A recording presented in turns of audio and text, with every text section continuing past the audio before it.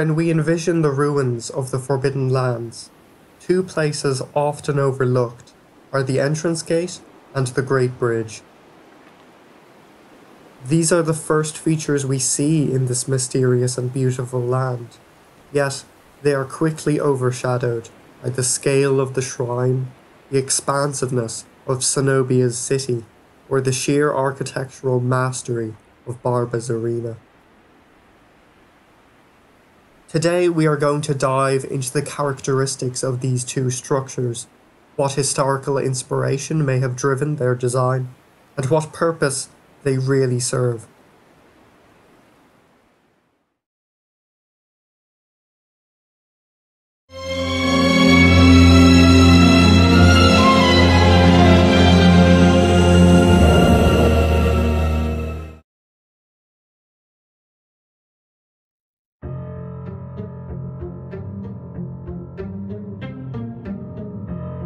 The gate, the first indication we get of civilization at the ends of the world, a towering monument separating the domain of Dorman from everywhere else.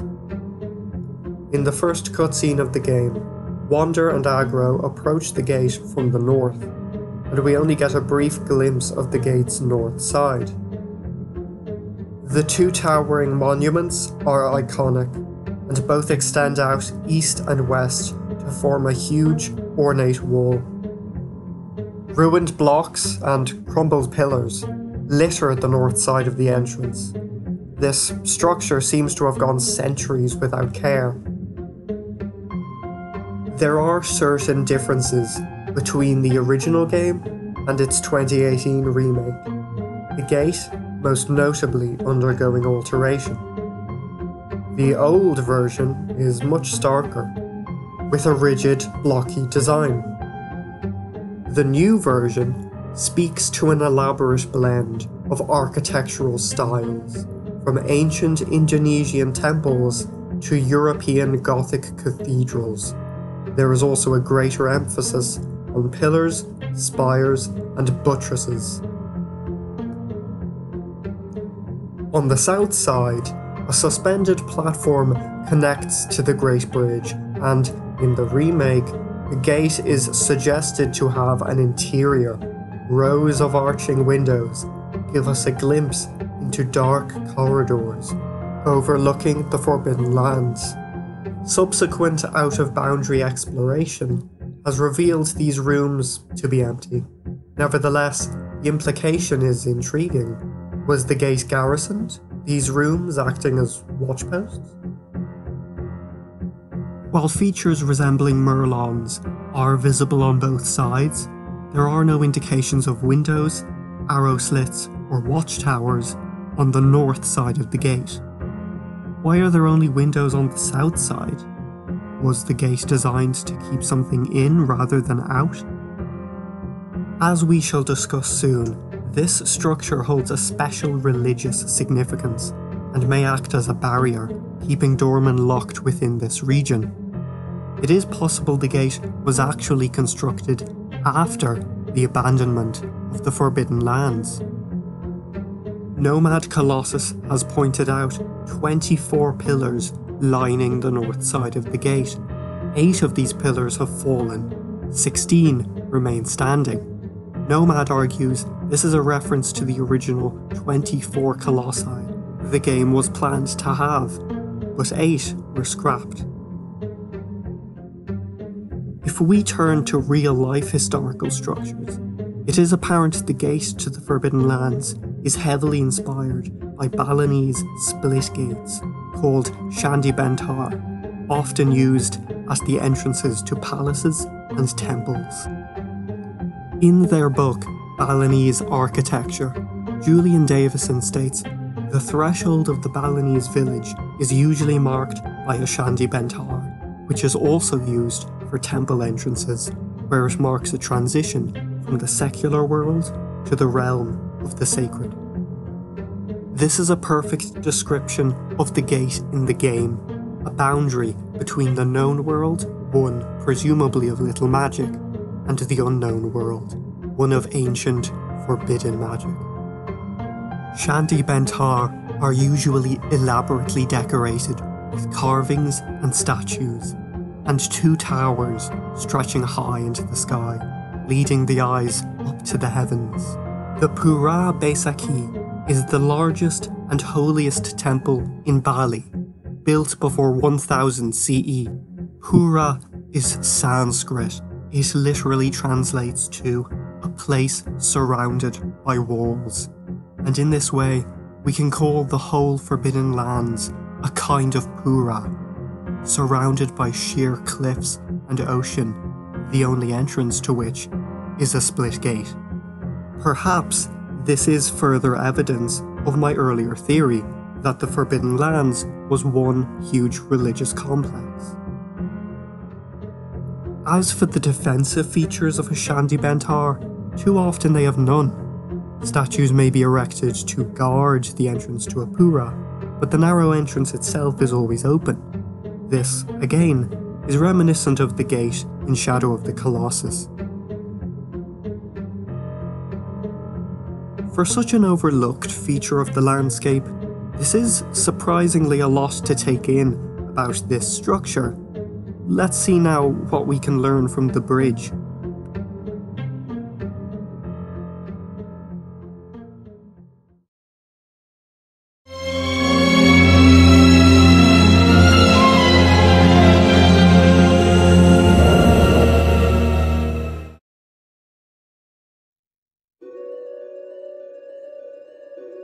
The first and most striking feature we notice about the bridge is its length.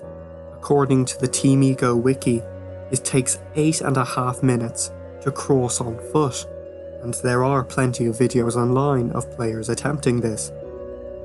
Rising hundreds of meters above the ground and held up by unconventionally shaped supports, the bridge is more of an artistic endeavour, a statement of enormity, than it is a structurally sound piece of engineering.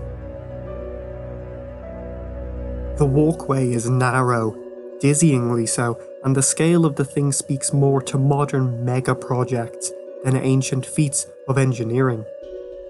Nevertheless, stunning examples of ancient bridge building survive today, such as the Jiaojiao Bridge in China, completed in 605 CE, the world's oldest archway of its kind.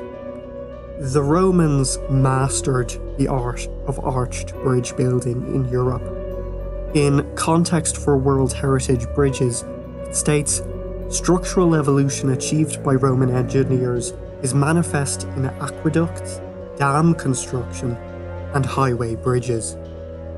There are examples of Romanesque architecture all over the Forbidden Lands, not just here, but the scale of this great bridge is still unlike anything in ancient history. Therefore, I would argue, we can only assume it should be interpreted more symbolically than anything.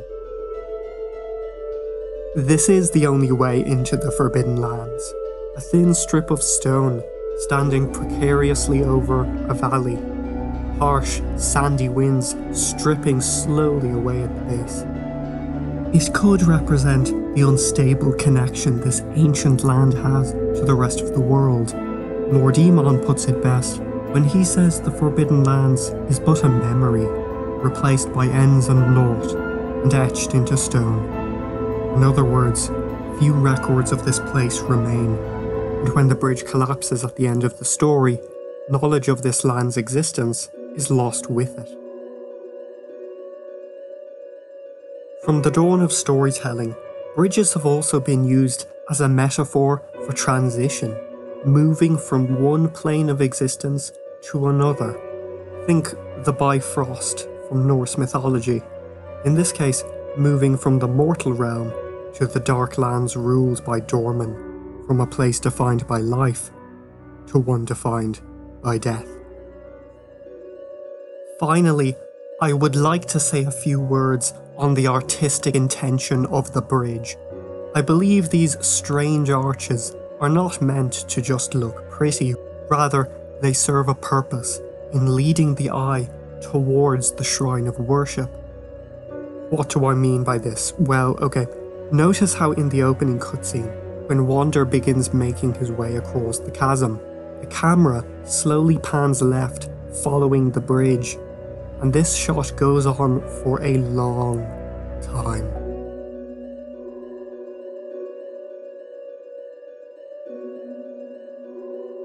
It's almost uncomfortable. Each arch bends forwards to the next one, and this simple trick forces the eyes to constantly follow the flow of the bridge as the viewer anticipates the next arch. When the next arch arrives, it drives your view to the next one, and so on, and so on. It's almost like your eyes are imprisoned, forced to follow the bridge's path, right up to the shrine.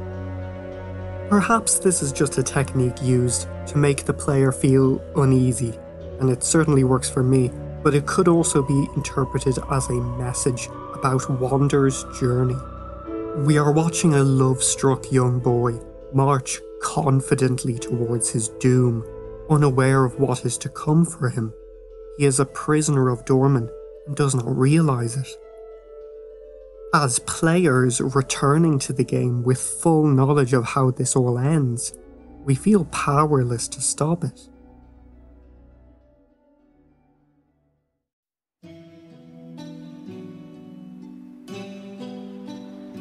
The gate and the bridge are fascinating to me, and I hope I've piqued your interest as well. Two stunning feats of engineering, two artistic masterpieces, and two symbols that, when combined, speak of a gateway to an altogether new and ethereal place, one of lost power and danger. I'd encourage you to expand on my research and to have your own interpretations. Maybe you disagree with what I've said here. I'd like to hear your thoughts. I would also appreciate your support and suggestions as to what I should do next. Thank you for watching.